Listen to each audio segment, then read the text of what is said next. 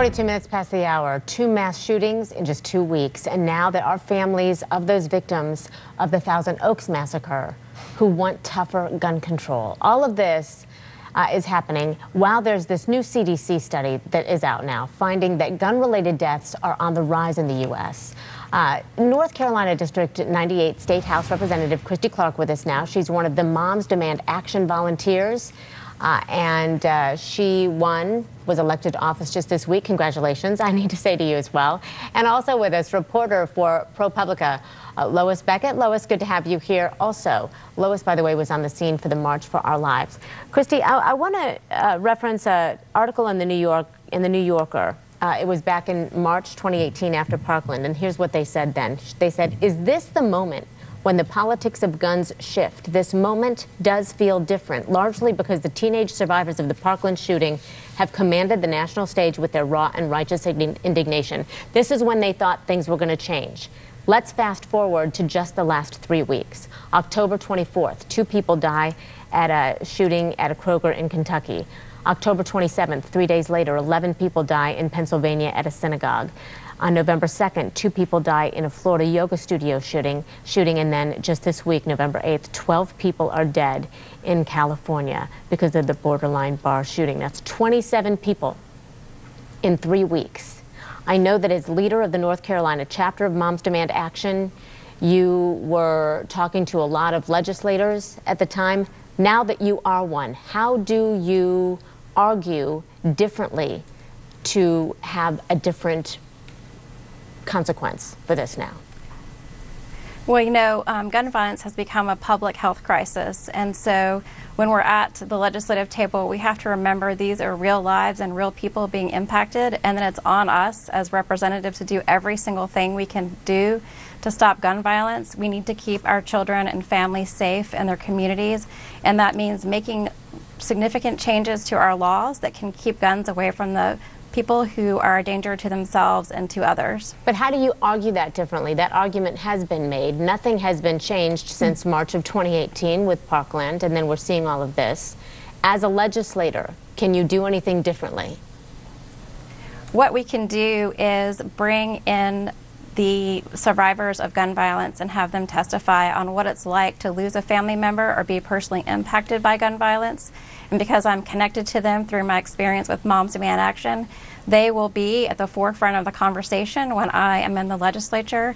And it is imperative that we do something about gun violence in this state and around the country. The question is if the NRA here is listening as well. Lois, I want to read to you an article that was published by the American College of Physicians saying that gun violence, quote, is a public health crisis that requires the nation's immediate attention. The NRA reacted to that in a tweet this week, saying someone should tell self-important anti-gun doctors to stay in their lane. Most upsetting, however, the medical community seems to have consulted no one but themselves. Let's listen to a trauma surgeon as he reacted to what the NRA had to say there. For a group to simply dismiss the medical community that is on the front line of taking care of these patients is absolutely unacceptable. I know you've talked to people on both sides of this debate. Is there a space for gun rights advocates and the medical community to remedy this?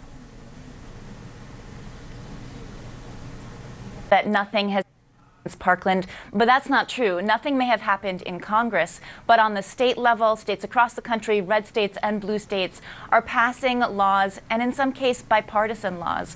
One of the real areas of progress that we've seen, where we've seen some conservatives, doctors, medical professionals, gun violence prevention advocates all agree, is on these extreme risk protection orders or gun violence restraining orders, these red flag laws. These have passed in 8 states since Parkland, including in Florida. And the idea is that law enforcement officials or family members should have a way to petition a court if someone that they know seems dangerous, to temporarily take away their guns or block them from buying guns in this moment of crisis, in this gap where someone is clearly disturbed, but there may not be enough evidence to have them, they might not meet the standard to be involuntarily committed. So we are really seeing progress, and I think we talk a lot about this being gun rights versus gun control. The NRA versus gun control groups, but the real tension here is between people who feel hopeless, that there's nothing to be done, and the people who are working to take action. And so the real enemy here is not one group or the other.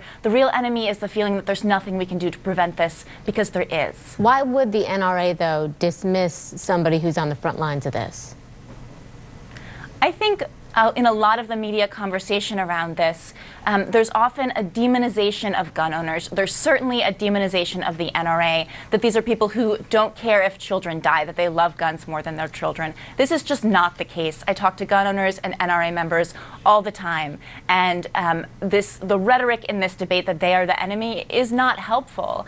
I think doctors absolutely have a role to play here, but one of the things that I hear from some doctors and researchers is it's important for them to be educated in gun culture. It's important for them to be, and this is true whatever they're doing as doctors, but able to understand where people are coming from and understand the specifics and the context in which people are owning weapons in the United States, and that is a way that there can be a more effective conversation. We as journalists also...